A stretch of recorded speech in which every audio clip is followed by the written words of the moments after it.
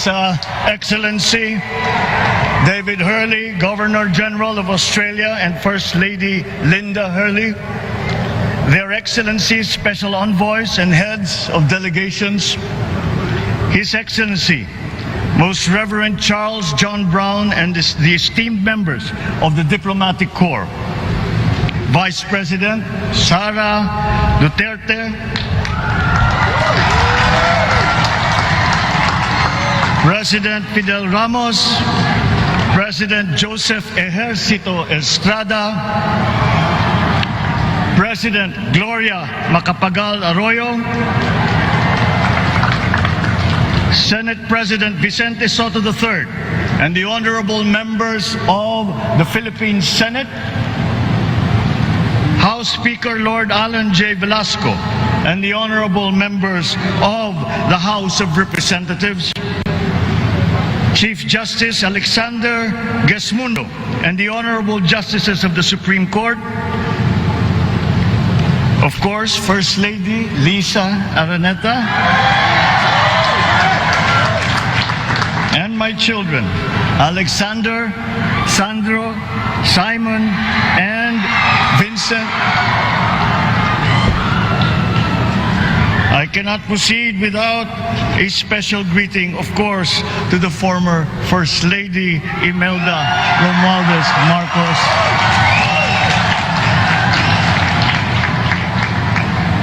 Other distinguished guests, ladies and gentlemen, my friends, ang aking minamahal na mga kababayan, magandang tanghali po sa inyong lahat. This is a historic moment for us all. I feel it deep within me. You, the people, have spoken, and it is resounding. When my call for unity started to resonate with you, it did so because it echoed your yearnings, mirrored your sentiments, and expressed your hopes for family, for country, and for a better future. That is why it reverberated and amplified as it did, to deliver the biggest electoral mandate in the history of Philippine democracy.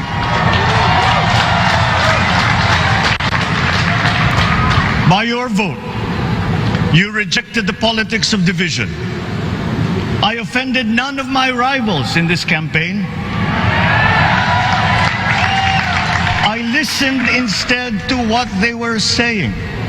And I saw little incompatibility with my own ideas about jobs, fair wages, personal safety, and national strength, and ending want in a land of plenty.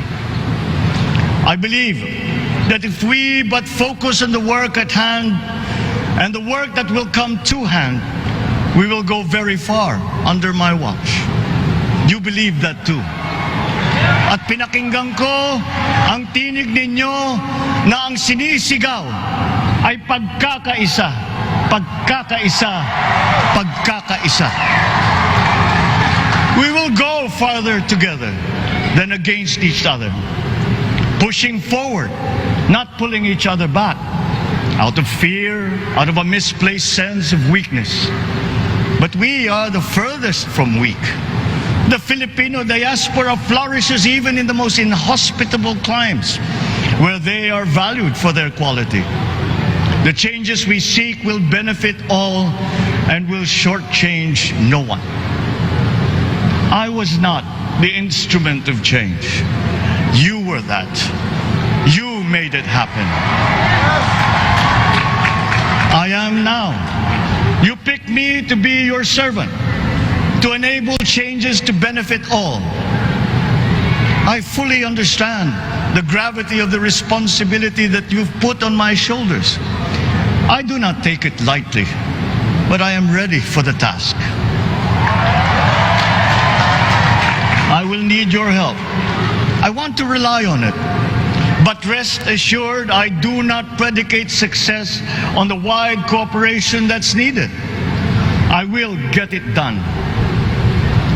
I once knew a man who saw what little had been achieved since independence. in a land of people with the greatest potential for achievement. And yet, they were poor. But he got it done. Sometimes with the needed support, sometimes without. So will it be with his son. You will get no excuses from me.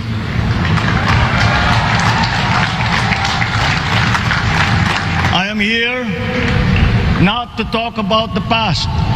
I am here to tell you about our future. A future of sufficiency, even plenty, of readily available ways and means to get done what needs doing. By you, by me.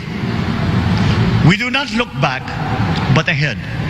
Up the road that we must take to a place better than the one we lost in the pandemic. Gains made and lost, opportunities missed, well-laid plans superseded by the pandemic. Indeed, ours was the fastest growing economy in ASEAN by ways now outdated. We shall be again by a radical change in the way the world must now work to recover what we have lost in that fire and move on from there. We face prospects of the spread of the war abroad, of which we are totally blameless. We seek friendship with all. But countries like ours will bear the brunt of it. And if the great powers draw the wrong lessons from the ongoing tragedy in Ukraine, the same dark prospect of conflict will spread to our part of the world. Yet, there is more out there. Like going forward by new ways of doing that the pandemic forces to adopt. A stronger resilience, quicker adaptability. They are our best prevention. They are our best protection. Quiet reflection in a rough and tumble campaign of a breadth and intensity never experienced revealed some of them. Such as a willingness to listen despite the noise, the hesitation to quarrel over differences, and to never, ever give up hope of reconciliation. These gave me the peace to ponder deeper. There are hints of a road not taken that could get us out of here quicker to something better, something less fragile. There is also what you, the people, did to cope. But this time empowered by new techniques and more resources. You got by, getting some of what you needed with a massive government help. And for this, I thank my predecessor for the courage of his hard decisions. But there is a way to put more means and choices in your hands. I trust the Filipino. Imagine how much more you'd achieve if government backstops instead of dictating your decisions. Always there to pick you up when you fall. Giving what you need to get past a problem. Imagine if it invested in your self-empowerment to bring it closer to taking on whatever challenges come. Imagine a country that, in almost every sense, is you. Now imagine what you and government can achieve together. We did it in the pandemic. We will do it again. But again, I will not predicate my promise to you on your cooperation. You have your own lives to live, your work to do, and there too I will help. Government will get as much done alone without requiring more from you. That is what government and public officials are for. No excuses, just deliver. It was like that once upon a time.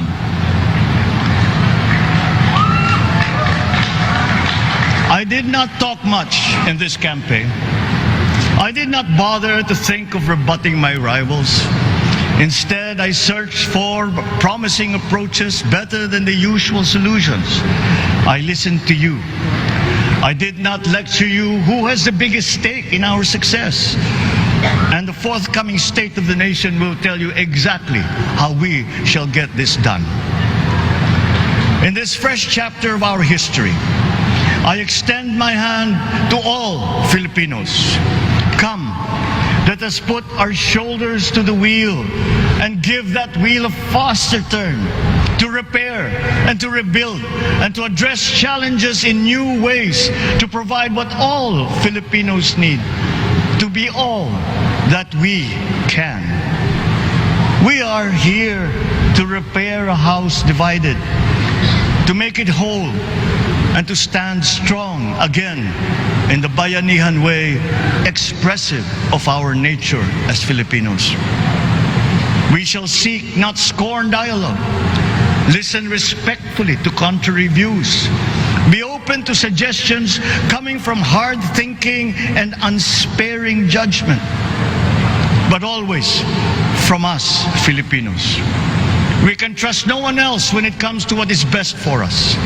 Past history has often proven that. Solutions from outside divided us. None deepened our understanding. They were always at our expense. Never forget, we are Filipinos. One nation, one republic, indivisible. We resisted and never failed to defeat foreign attempts to break up our country in my father's watch. His strongest critics have conceded that. So let us all be part of the solution that we choose. In that lies the power to get it done. Always be open to differing views, but ever united in our chosen goal. Never hesitating to change it, should it prove wanting. That is how agile, resilient republics are made. Our future, we decide today. Yesterday cannot make that decision anymore, nor can tomorrow delay it. The sooner we start, the surer and quicker the prospect of achieving our future. These are troubling times. What's happening to others can happen to us, but it will not. We see what's happening. We are witness to how it is being stopped, and we have seen the glory that crowns struggle against all odds. Giving up is not an option. We've been through times of bitter division, but united, we came through to this when it shall begin again, but better. The campaigns I've run have taken me here where I stand today. I listened to you, and this is what I have heard. We all want peace in our land. You and your children want a good chance at a better life in a safer, more prosperous country. All that is within reach of a hard-working, warm, and giving race. Your dreams are mine. Pangarap nyo ay pangarap ko. How can we make them come true? How can we do it together?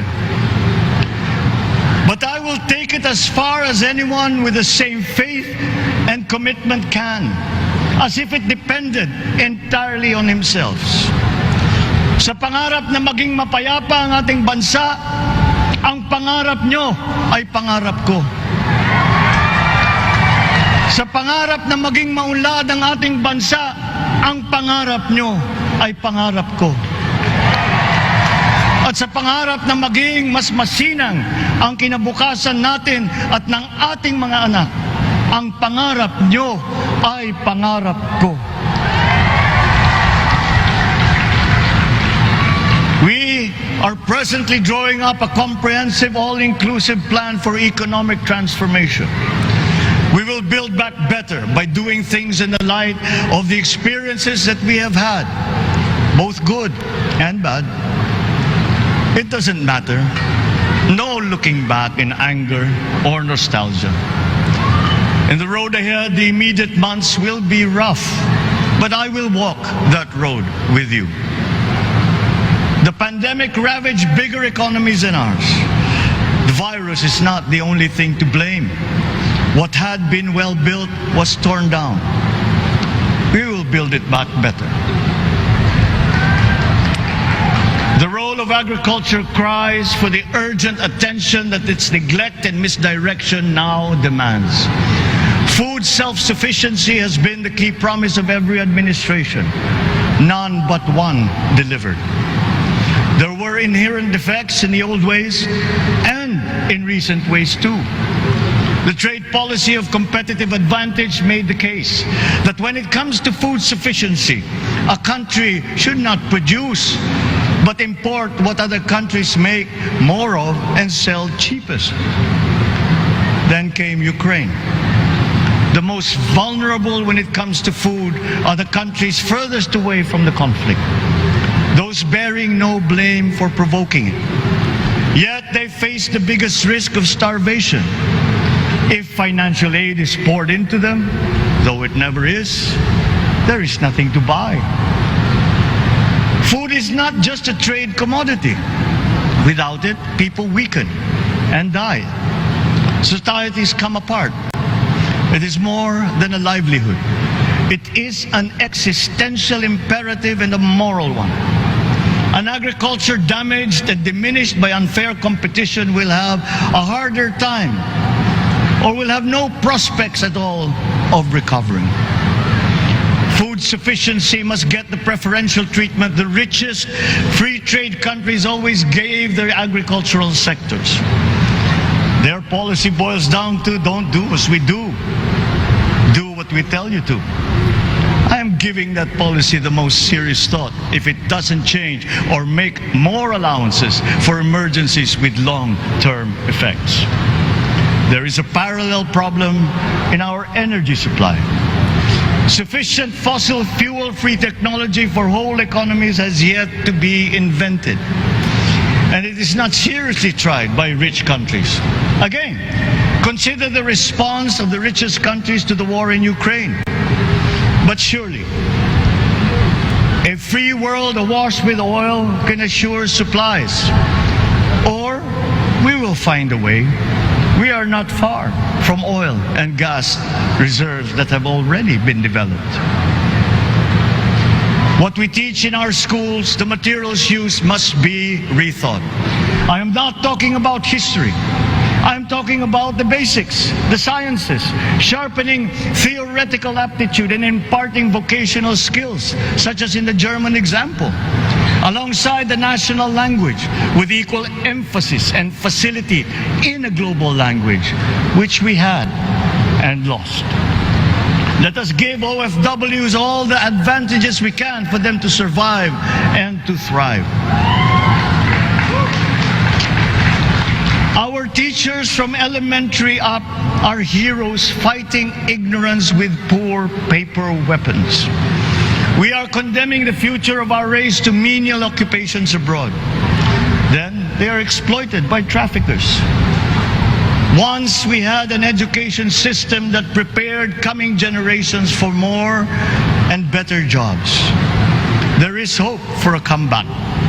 Vice President and soon-to-be Secretary of Education, Sara Duterte Carpio, will fit that mission to a T.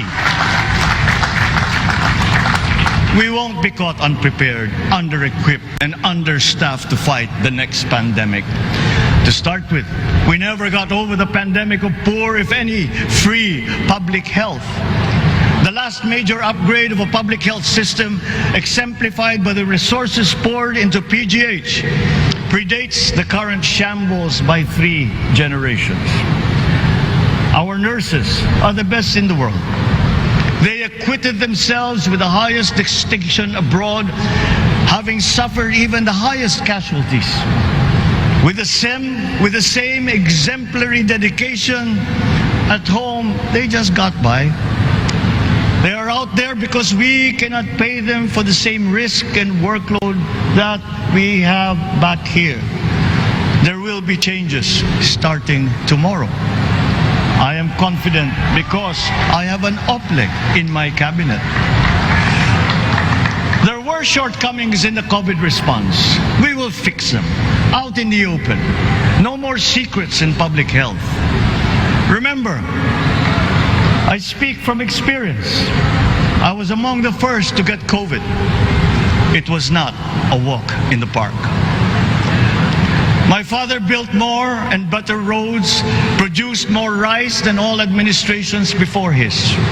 President Rodrigo Roa Duterte built more and better than all the administrations succeeding my father's.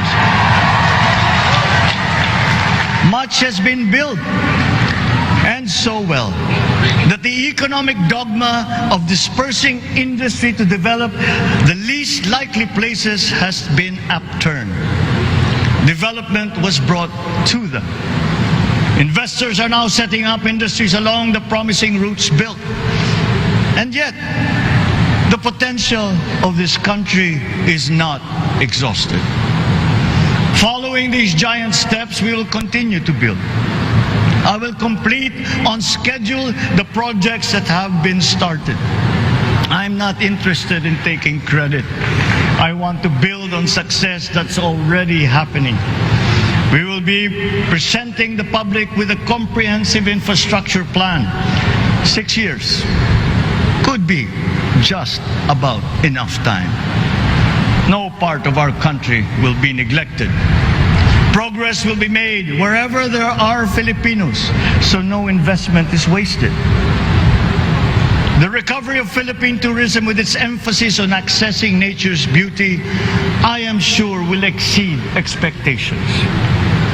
And bigger is not always better, but there's something to be said for economies of scale. And yet the country invites investments in fast-rising industries with quick returns and inflicts irreparable damage for future generations. We have yet to see large-scale practical solutions to pollution, though some are beginning to emerge. But there are tried and proven new ways of mitigation. Blades have been turning over the sand dunes of Ilocos Norte, harnessing a power all around, but unseen, long before this day. I built them. The rich world talks a great deal, but does a lot less about it than those with much less, but who suffer more death and destruction from climate change and lack of adaptation. We will look to our partners and friends to help the Philippines, who, despite having a very small carbon footprint, is at the highest risk.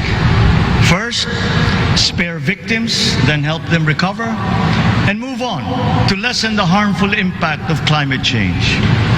We too have our part to play. We are the third biggest plastics polluter in the world. But we won't shirk from that responsibility. We will clean up. You will not be disappointed, so do not be afraid. With every difficult decision that I must make, I will keep foremost in my heart and in my mind the debt of gratitude I owe you for the honor and responsibility that you have conferred on me. Whatever is in a person to make changes for the better of others, I lay before you now in my commitment. I will try to spare you. You have your other responsibilities to carry. But I will not spare myself from shedding the last bead of sweat or giving the last ounce of courage and sacrifice. And if you ask me why I am so confident of the future, I will answer you simply that I have 110 million reasons to start with. Such is my faith in the Filipino.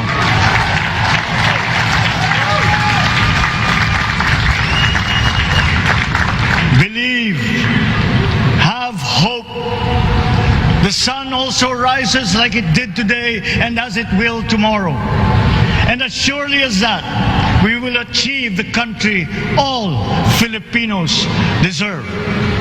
God bless the Philippines. God bless our work.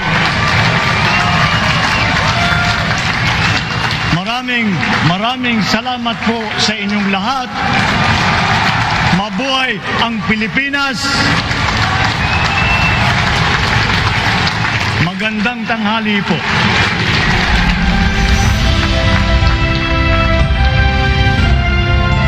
Excellencies, ladies and gentlemen, the President of the Republic of the Philippines, President Ferdinand Romualdez Marcos Jr.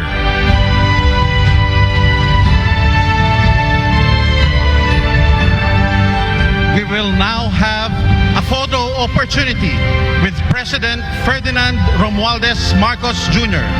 May we invite the first family on stage.